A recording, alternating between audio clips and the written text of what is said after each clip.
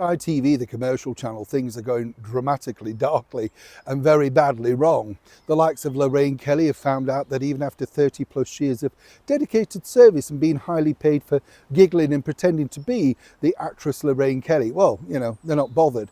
They've got money to save, executives need to keep their jobs, and they don't really care about, well, you mainly the viewer, because clearly if they did, they'd put better things on and better segments. Lorraine, of course, was steaming, seemingly because this was something of a bit of a kick in the teeth to find out that in fact she wasn't infallible and they were going to get rid of her regardless and slash her down. They even suggested she retire. That didn't go down well.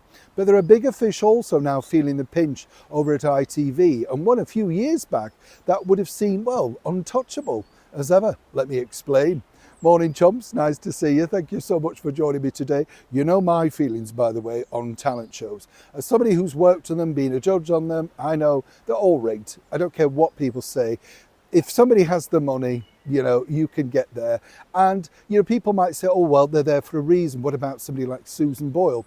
Nice lady, met Susan Boyle, you know, very charming, few difficulties, as we all know, very pleasant voice. But some might say also exploited, you know. And let's not forget also that Susan's very canny herself, knew exactly the character to portray in order for people to go, wow, what's this? And then of course charm them with that very special voice of hers. But now, think about it with this, Britain's Got Talent, which of course is a spin-off over here of everything, America's Got Talent, China's Got Talent, headed of course by Simon Cowell. Well, this has been proved to be very, very difficult really now for ITV, because the recent finale series actually rated the lowest ever rating ever. And they go, oh yes, but people watch it online and then they watch the clips, but they're not watching the show.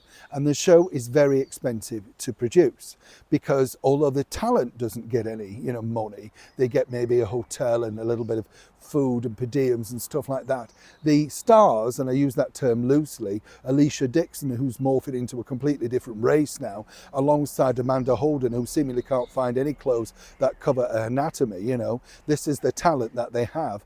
And then of course the one-time Strictly Come Dancing judge, Bruno Tonoli, who's decided, fresh from Dancing with Bananarama many, many years ago, now to become a talent judge. Now he's an excellent dancer, choreographer. What does he know about singing? What does he know about acrobat? You know, this is the problem. It's headed by Simon Cowell, of course, the man who owns the format. The problem is that ITV are looking at the cost of this and suggesting whether maybe slash the, you know, length of the series running. And the winner, I don't know if you remember this, of course, because not many people are watching, but you see the winner actually gets the opportunity to perform at that year's Royal Variety Performance in front of whichever royal attends. No. And this year it was won, I think, by a magician, and that's what I'm saying, nobody knows. You remember Susan Boyle, and you remember one or two of the other ones like Diversity, I think, and stuff like that, but really the rest of them, they've just gone by. And they're not alone. It's things like The Voice, you know, The Voice UK, The Voice US. You don't remember who wins because there's too many and they're like a train. If you don't like that one, there's another one coming along. Behind the scenes, bosses like Kevin Lygo, Carolyn McCall are now looking at the series costs. And it doesn't matter whether Simon Cowell's been a cash cow for them many years ago, with shows like X Factor bringing in literally millions in ratings, ad revenue, and of course prestige.